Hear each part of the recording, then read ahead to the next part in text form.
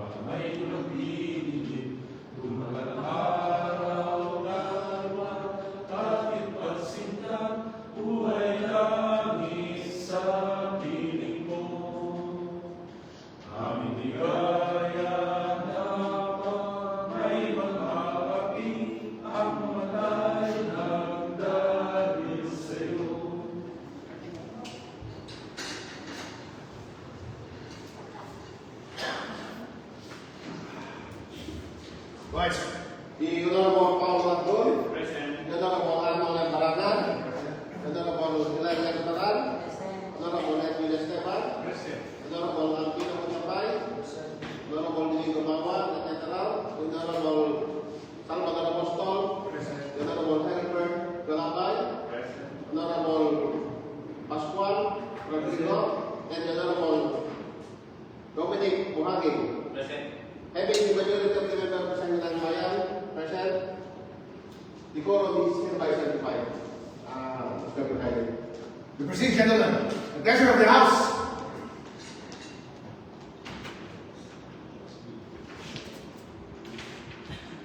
Mr. Number One.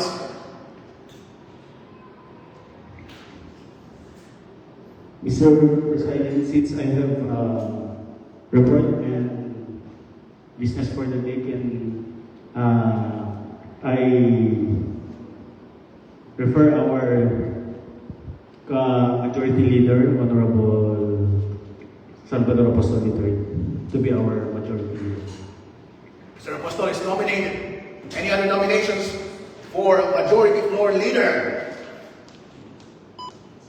Do you accept, sir, the nomination? Yes, Mr. Chair. If there is no objection to that acceptance, you shall take the podium, sir.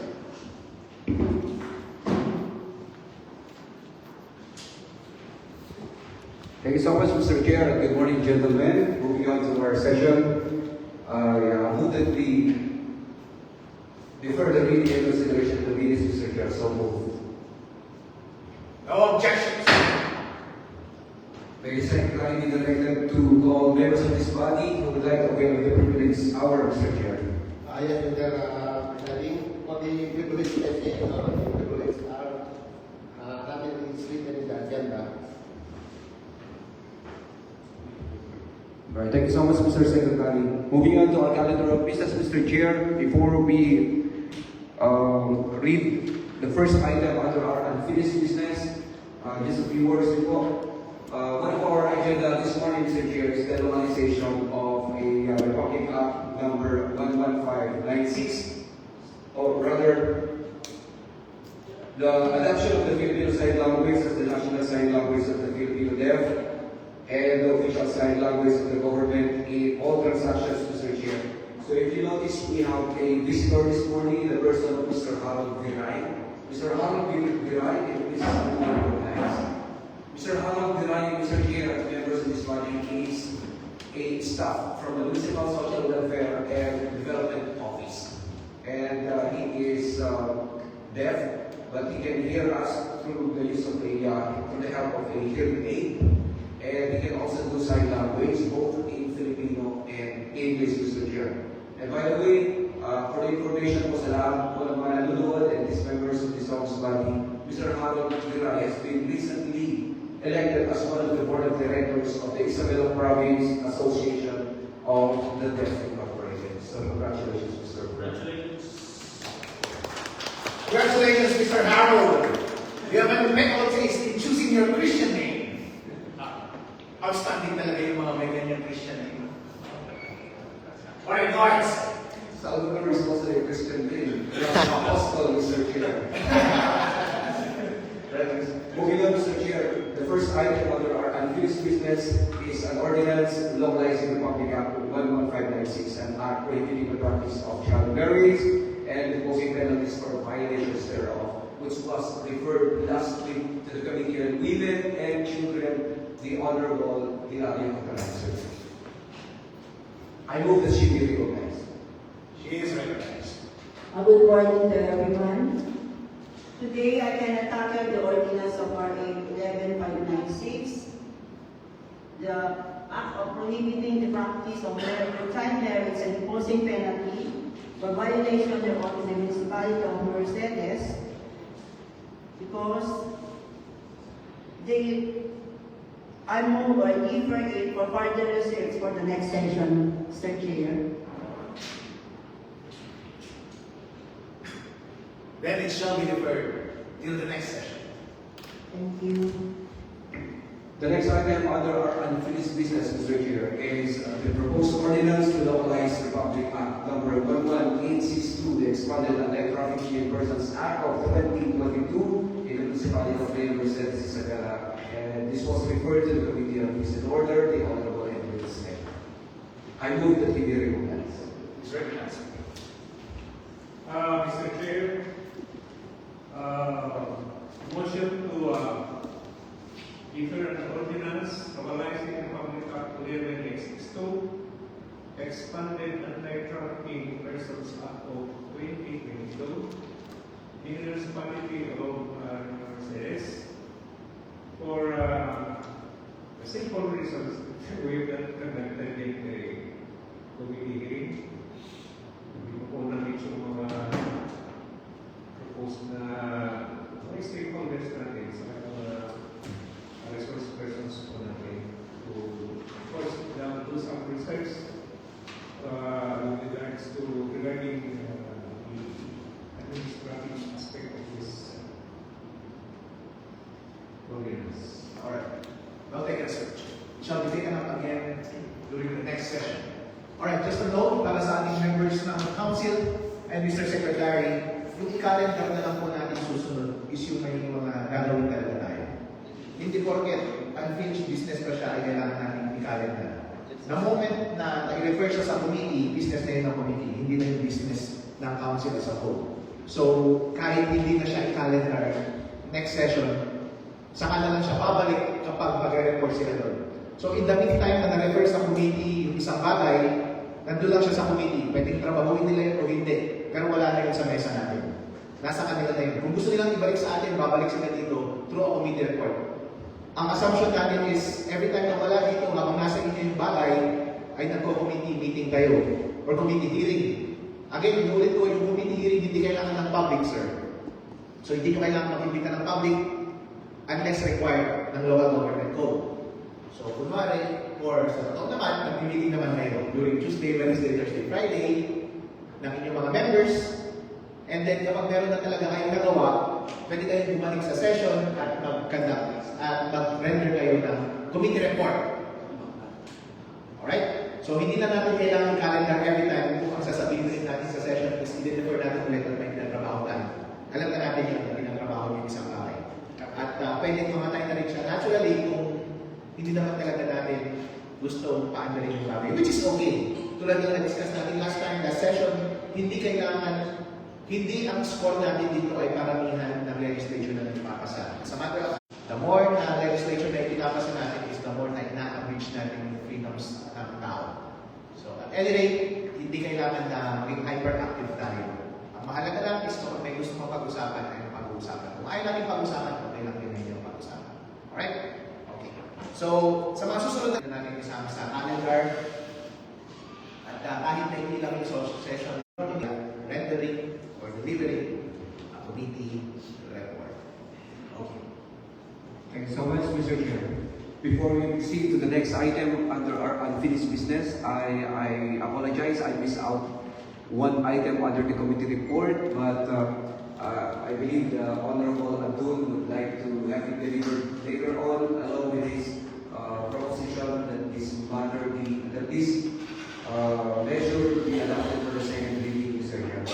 So before we proceed to the next item, alam na po namin kung ano ang pagtutumuhan ng normalization of Republic Act number 1106, declaring the Filipino Sign Language as the national sign language of the Filipino Deaf and the official sign language of the municipal government transactions involving the deaf. If you notice po, we have professional members of the deaf community in Secure. And every time they come here sa kanilang mga government transactions, they have to bring along with them the chaperone para sila po ang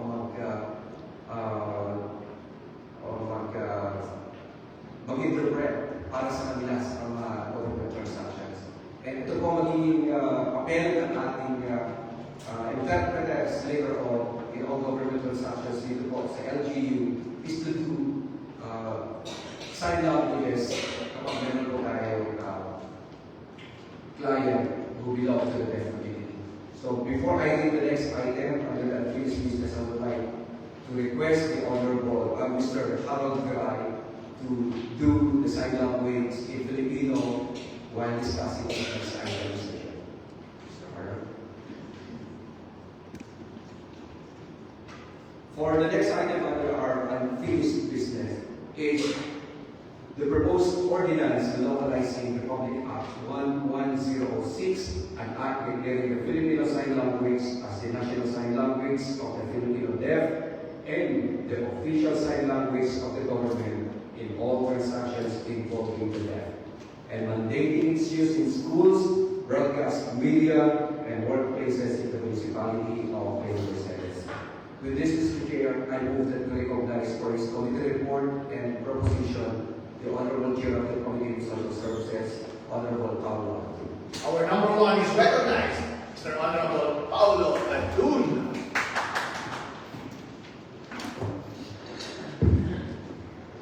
Thank you, Mr. Presiding, and to our majority floor leader.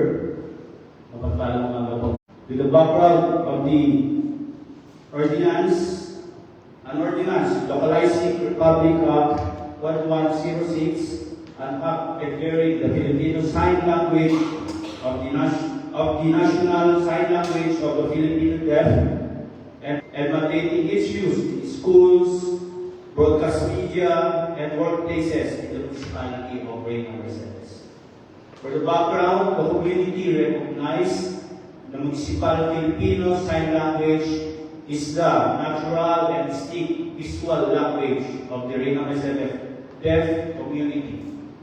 It possesses its own grammar, syntax, and linguistic structure separate from the spoken Filipino and English.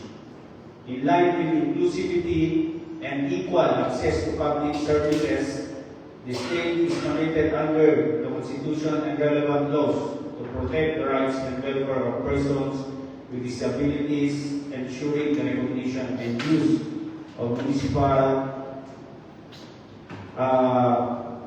Filipino Sign Language promotes accessibility, participation, and non-discrimination. So during the committee meeting and deliberations, with us, our member on Committee on Social Services, Honorable Salvador Apostol III, our focal person on PWD, on MSWD Miss Magdalene Ako, and as our Harold Piray, deaf working in MSWD, and the newly elected IPAD Board of Directors from 2026 to 2029. We conducted last February 27, Friday, 2026, Mr. Presiding. The following keys were emphasized. Number one, the municipal Filipino sign language is the primary mode of communication of the Filipino deaf in our community. Number two, the government transactions often lack accessible communication and mechanism for deaf individuals. The absence of standardized municipal Filipino Sign Language used in schools and broadcast media limits access to education and information. Institutionalizing municipal or localizing municipal Filipino Sign Language will promote inclusivity in workplace and public institutions. With that, the committee recommends, in view of the foregoing, the committee find the proposed measure necessary and timely. Accordingly, the committee hereby recommends the approval of the proposed act with and without amendments. I respectfully seek the support of this honorable body for the approval. Thank you and God bless us all. So with that, Mr. Presiding, motion to pass. I move an ordinance localizing the provisions of Republic Act Number 11606, otherwise known as the Philippine Sign Language Act, mandating the use of Filipino Sign Language in all government transactions, schools, workplaces, and local media with the municipality of Reynosa Service, and providing funds therefore. We have the ordinance copy, Mr. President. Alright, kindly give us a copy, staff. Kindly distribute a copy of the ordinance to each of the members.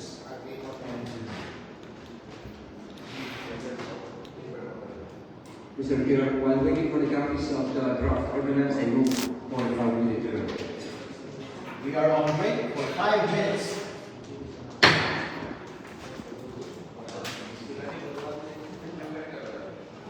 Galing ni Harold. Harold, right? Alam niyo ba, Harold, mas malakas ang influensya niyo kaysa sa nagsasalita. Alam niyo kung bakit? Sa pag nagsasign language kayo? Because action speaks louder than words. May siya ka talaga. Meron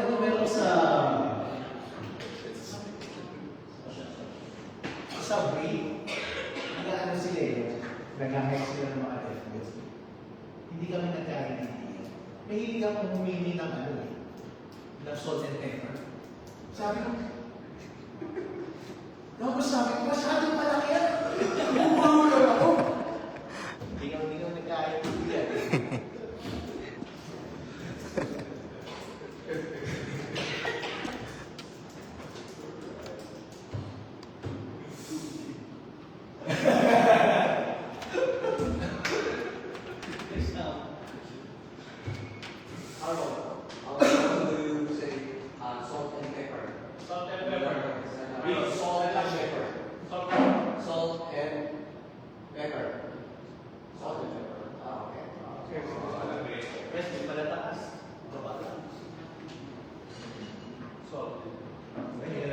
Nag-dialog talaga siyempre, sabi ko, 12 inches, so sabi ko, sana hindi ako magugulan.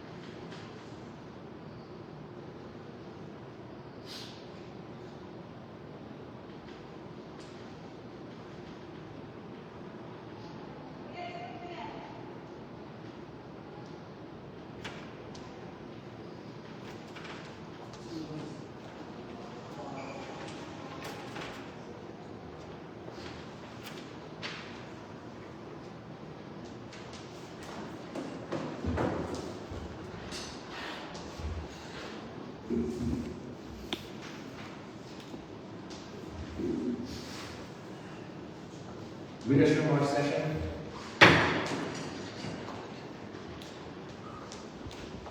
There is a standing motion to have this ordinance passed. Let's go through the motions of the second and third reading. So I open the floor for substantive deliberations, for interpolations and questions to the proponent. The floor is open.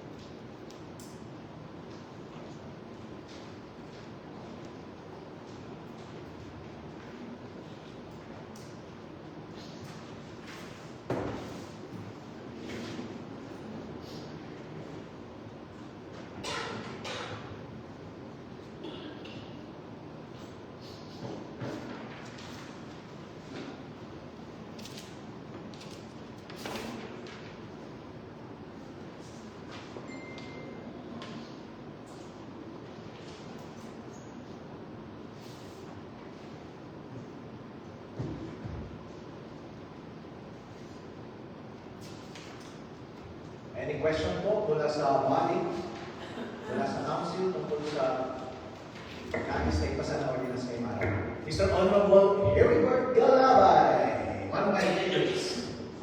Thank you so much, Mr. Chair, Your Honor. Once again, good morning, dear colleagues. Honorable proponent, Honorable, the Republic Act 1106 already mandates government and NGOs to use Filipino language for the information and for the guidance of this body. What specific deficiency are we trying to address through this ordinance, Mr. Proponent? Are we feeling an implementation gap or simply Filipino Sign Language in Government Transactions?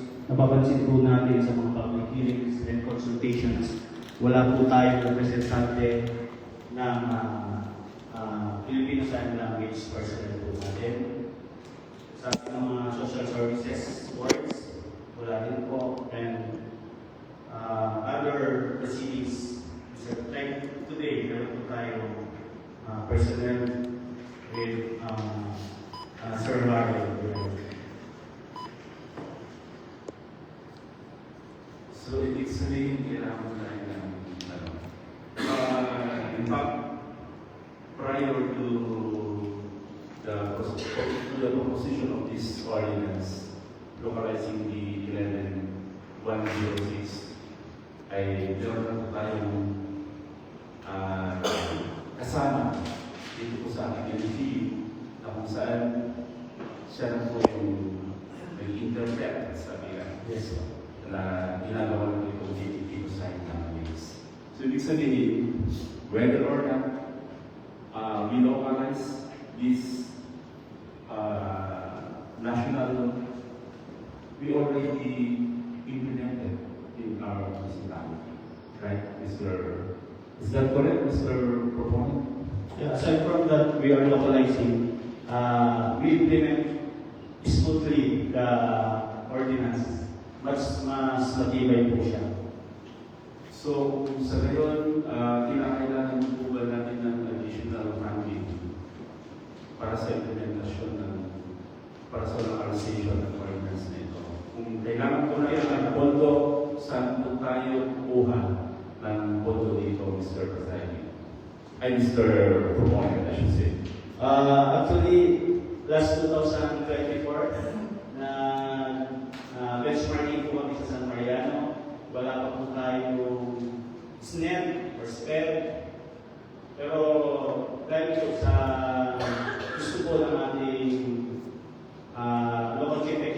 executive and our Rail Mercedes District ng Quezon, na ipatayo po natin ang SNED po natin sa Rail Mercedes Central School. And right now, nag-cater po tayo ng mga special needs, especially deaf personals.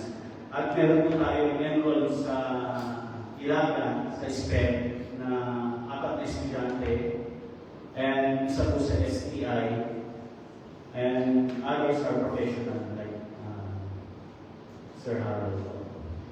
Thank you, Mr. Proponent. And for the record, Mr. Proponent, meron po ba kayong data dito po sa ating municipality kung ilan po yung mga deaf?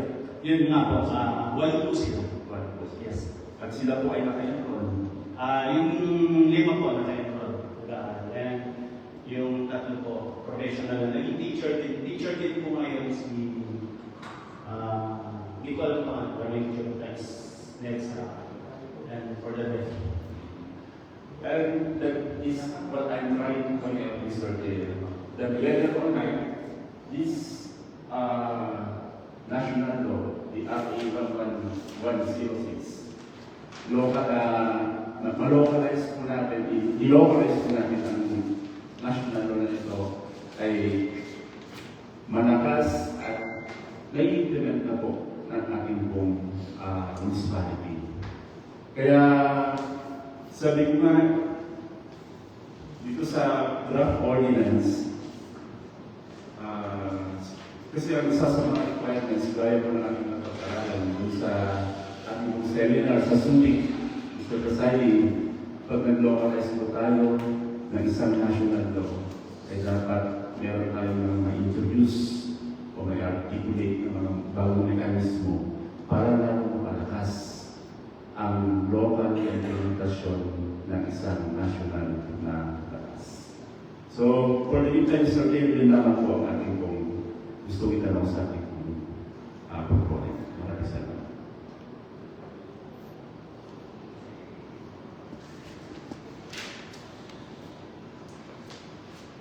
Meron pa po bang nais magtanong mula sa ating council? Yes, sir. Gusto ko lang po dagdagan yung mga naging sagot ni Honorable dun sa questions po ni Honorable Calabay. And if I remember right, the same questions were asked during our last session last week. And the chair has already given some insights po para maintindihan natin the localization of national laws. Whether we localize or not, they remain to be laws. But one of the main purposes why we localize such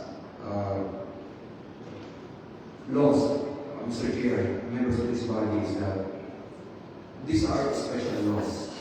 And sometimes yung implementation gap na tinutukoy kanina ni Honorable Villalobay, not necessarily implementation gaps, but the policies, the gap between national policies at yung mga nasa na ilalim. Not everyone in Rail Mercedes are aware that there is Republic Act number 1106. And secondly, in the case of Rail Mercedes today, the local government unit of Rail Mercedes kung saan mag-isa lang po yung ating debt who is doing interpretation kapag may client o client. It mandates that in all transactions po dito sa munisipyo, kung saan ang client will be the deaf, ay kailangan merong someone who is trained or someone who can do sign language para po walang barrier between the client at yung mga frontliners po natin dalawa. It helps us raise awareness po of the deaf culture and the importance of inclusion sa ating society, Mr. Chair. With the help of someone like Mr. Harold Piray, na gumagawa ko ng sign language, kapag meron po tayong clients, nagkakaroon po ng pakiramdam ng ating mga person with disability, specifically the deaf, that they belong in the community, na sila po ay pinakahalagaan po natin. Maaaring meron po tayong national laws, po yan. Pero para mas mapaigting po ang implementation po nito, kailangan din po natin itong i-localize. Especially the Department of Social Welfare and Development are doing codification ng lahat po ng mga special laws na may patungkol po sa kanilang opisina. At inire-report po nila ito sa regional and central office para masiguro po na binibigyan po natin ng importansya ang mga special laws na ito sa year.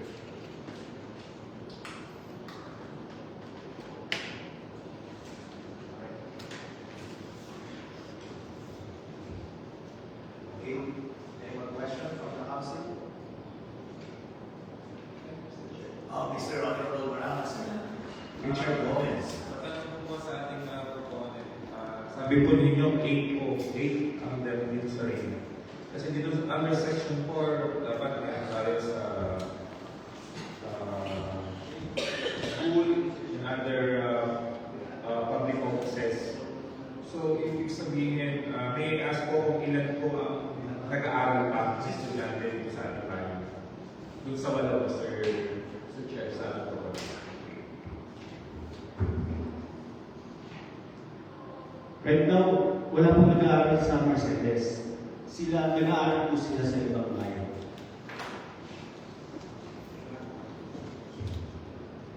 Kung nag-aaral po, 4 po na enrolled sa Ilagan, and isa po sa STI, Honorable Karang. Thank you, Mr. Chair. Sa education sa LSB, meron din po tayo. Yun po yung nagtuturo sa SNEP po natin sa Reina Mercedes Central School, Mr. Rizal.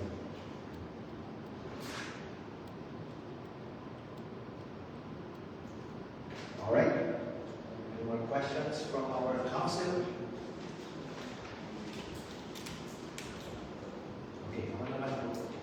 Pero ito lang po, gusto ko yung mga malapit ang loob ko sa mga bingi. Favorite ko silang kanin kung ako'y nag-aabogado. Kasi parating na nanalo. Alam niyo kung bakit? Ating mo sinasabi, Your Honor, walang due process. Bakit? No hearing. Okay. Sir.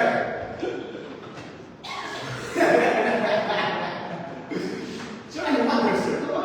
Definite ka ba, sir, kapag nag-iisip ka sa sign language din? Kasi kapag ako nag-iisip ako sa Tagalog o English eh. Kapag nag-iisip ka ba sa sign language ka rin, nag-iisip ko sa English o Tagalog?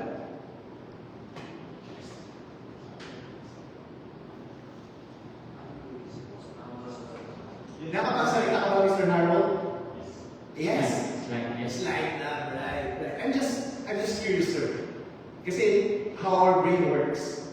Kapag nag-iisip tayo ng thought, sometimes nag-iisip tayo through language or visuals. Pero kapag kayo, sir, kapag pinaprocess nyo na yung communication, is it language also? Or visuals? Actually, to be honest, I would like to share my experience. Since I was in Bern, I was totally deaf. So later on, I was studying completely schools for the deaf speech therapy. So I started 7 years old and very hearing. So that's why it's natural. It's really hard how to communicate with other people. For the first time, I think it's because that's how I feel. Some other people are talking with tones, they cannot hear. For me, totally I cannot hear. So I try my best, speech therapy first. But first of all, I pray.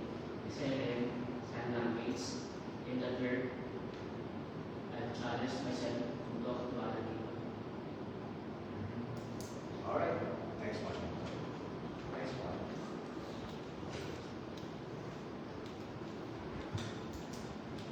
Pinapatawag po kayo marami, sir, kapag merong ilang instance na ba tayo nakatawag or kayo para sa mga citizens natin or clients ng ating munisipyo na may deficiency sa speaking or hearing? Or hindi ba talaga? Or how often na kinakailangan yung service nyo para mag-translate? Yes, sir. We need to easily communication from like for example, during the instruction, we would like to teach, especially the staffs, how to say hi, what can I do for you. So easily to communication or basic sign language. So that matuto kahit konti. Like other people say, what are they using language like English, Tagalog? Mostly them is using English speaking, but for the other them is Tagalog. Sometimes here in Tagalog, they also know how to communicate, but not really totally perfect.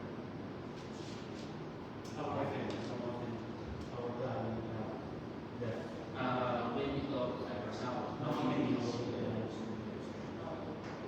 it's like,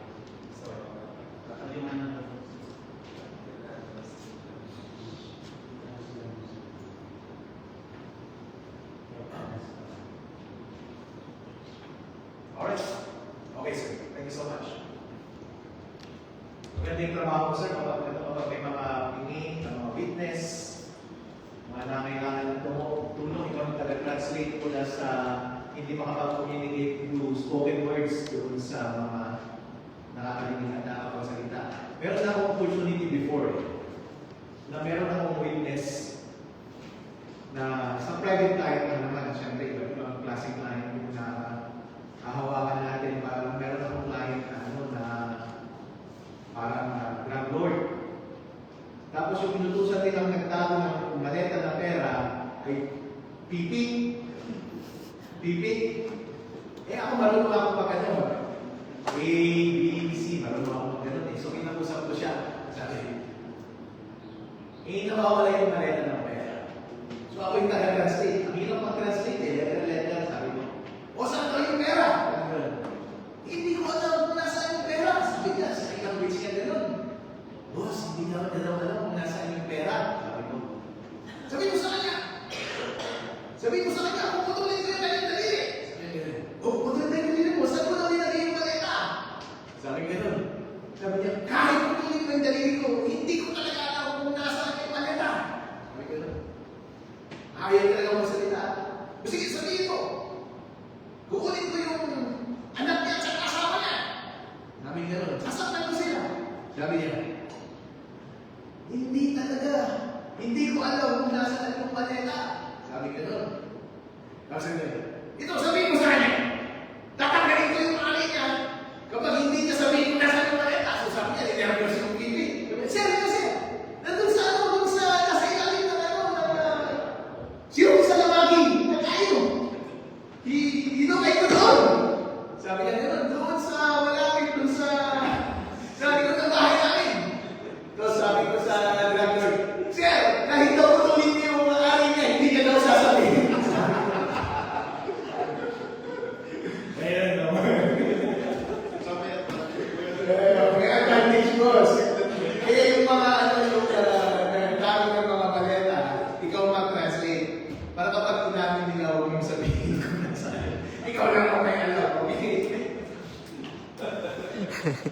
Alright, sir. Well, thank you so much, Aaron. It was a pleasure that you came. Alright, thank you so much. Okay, kung wala na pong magtatanong, isasarado na po natin ang ating floor para sa interpolation. At bubuksan na po natin ang ating council para sa format amendments na nais natin ipasa ng ordinansa. Meron pong release na concern dito sa Section 3, FSL Government Transactions. Kapag sinabi po bang all municipal offices, ibig sabihin lahat ng mga munisipyo o lahat ng opisina dito sa ating munisipyo? All offices po. Mr. Presiding, ang problema po natin, mag-isa lang po kasi ang personnel.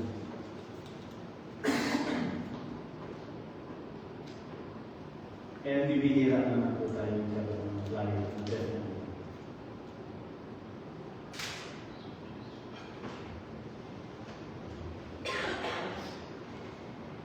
I think yung ibig sabihin lang po dito, Mr. Secretary, is lahat ng opisina dito sa munisipyo. So when it says municipal offices, barangays, and public facilities, ibig sabihin lahat ng opisina, barangay, at public facilities sa ating munisipyo shall use FSM. Alright? Meron pa po bang ibang propositions for formal amendments mula sa council? Wala na. Kung ngayon, sasarado na po natin ang floor para sa formal amendments.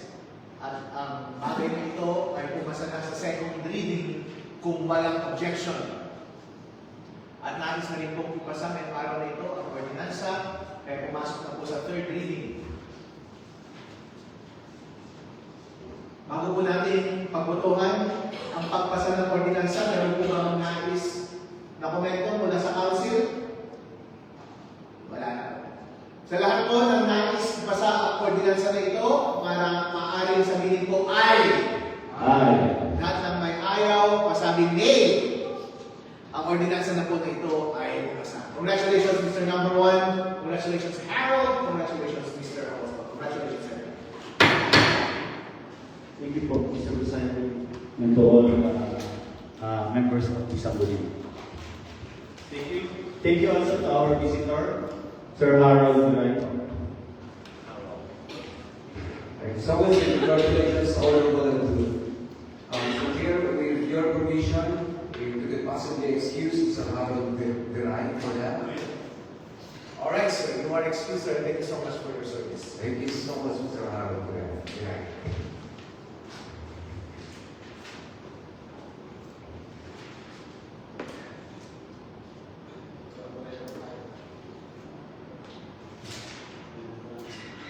Mr. Chair, moving on to our business for today, may I request the Secretary to read items under the business for today.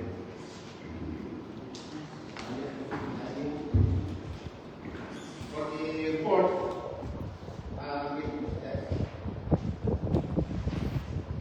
regarding the national ordinance of Public Act 165, the draft act of 2002 or the 2022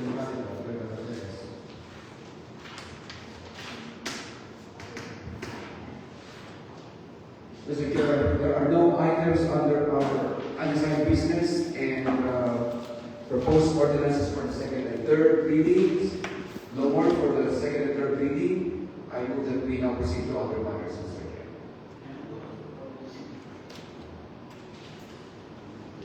Do we have a motion for the matter just read by the Secretary?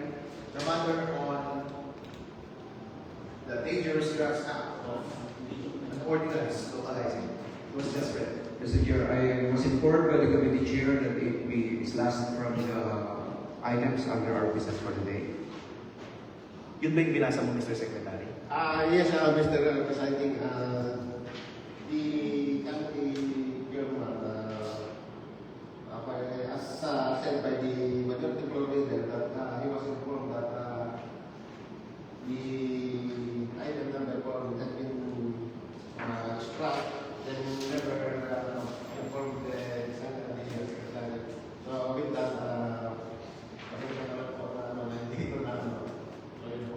Okay. Alright, the same is true with item number 5. We don't have to take that up. So, any more matters, sir, Mr. Majority Floor Leader? Mr. Chair, I move that we proceed to some other matters or administrative matters. Yes, regarding the Honorable Body, during the last session, there was the letter came from the Office of the Producer Session. Nabasa ko na po yung content. Ito na lang po, basic summary. May pagkakaroon po na public consultation and hearings on March 3, 2026, 1 p.m. at the Capital Arena, City of Lagan, regarding the proposed 2027 schedule of market values dun sa regarding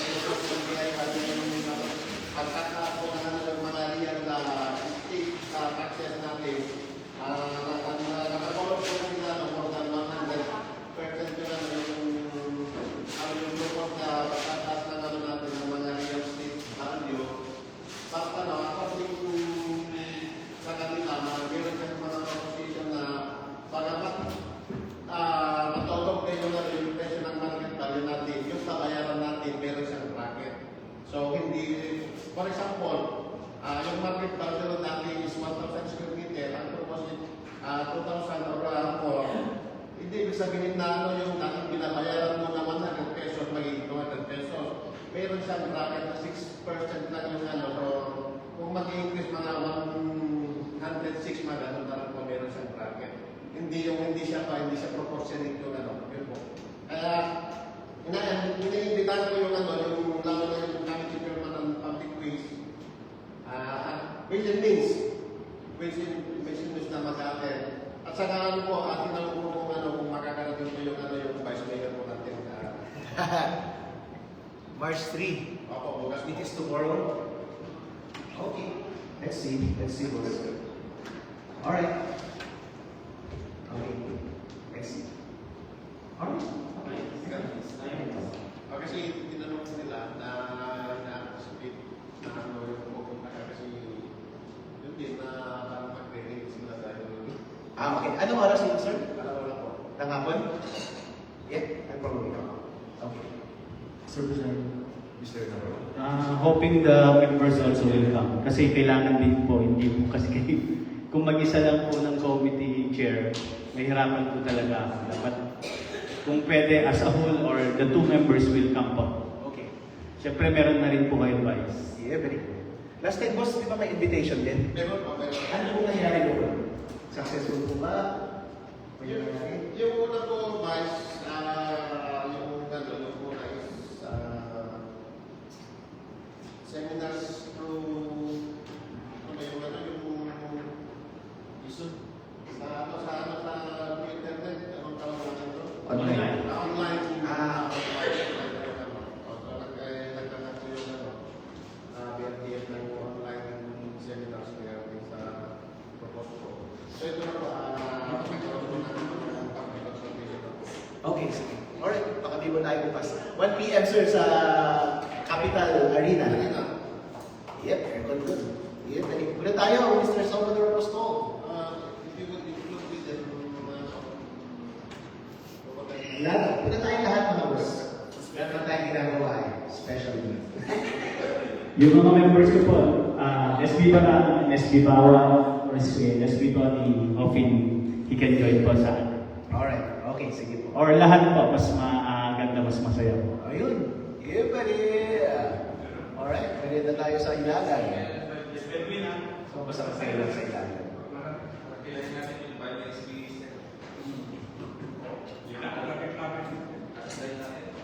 Okay. Sige, Mr. Secretary, sa susunod na session, yung mga ipa-calendar na lang ang ilagay mong i-calendar. yes, Huwag na natin carry over yung mga iba para hindi na natin ulit-ulitin kung wala namang nangyayari. Tapos ito po, Vice, court intervention, baka naman gusto nyo magkandak na ano na yung sa mga hearing o mga consultation sa mga meron pa gusto nyo ng audience. Itong ano, yung yan, natin meron silang pupuntahan, baka wala kayong na mga resource person nito. Wala po naman. So yun po. Okay. Alright. Yeah. This week lang naman. Yeah. I mean, bros, kung gusto nyo mag-hearing lang kayo.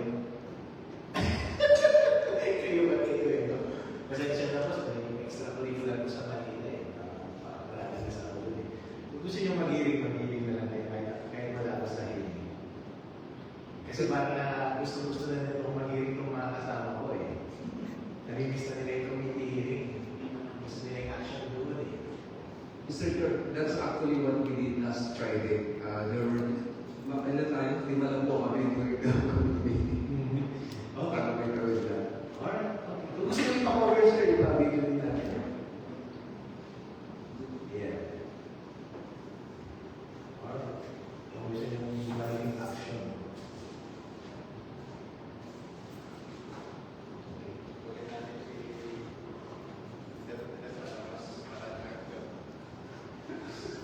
Bakit na itong hearing ng Quasi Division natin, sir? Opo, March 2? Ay, March 20? March 20 po.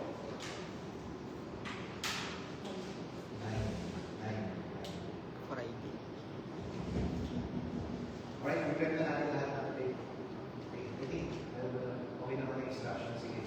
Mag-send out na lang. sabihin na natin sila informally na confirm naman na sila sa March 20, right? March 20, boss? Yeah. And on March 20, i-bring na lang nila lahat ng witnesses nila. Tapusin na natin on the day, masabit for decision on the day.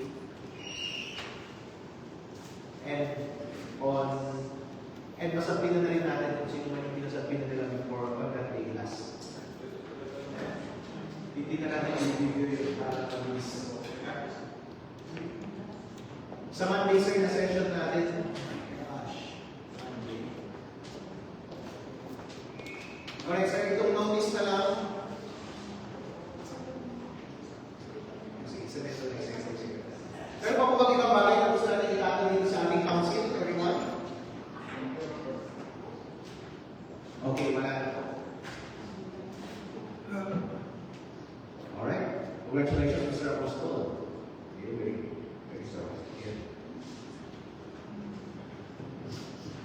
Since there are no more items under our business, I move that we adjourn until March 9, 2026. Oh gosh, alright. Yeah, buddy. No, any objection to that motion? No. Comment, no objection. This session is concluded. Thank you, everyone.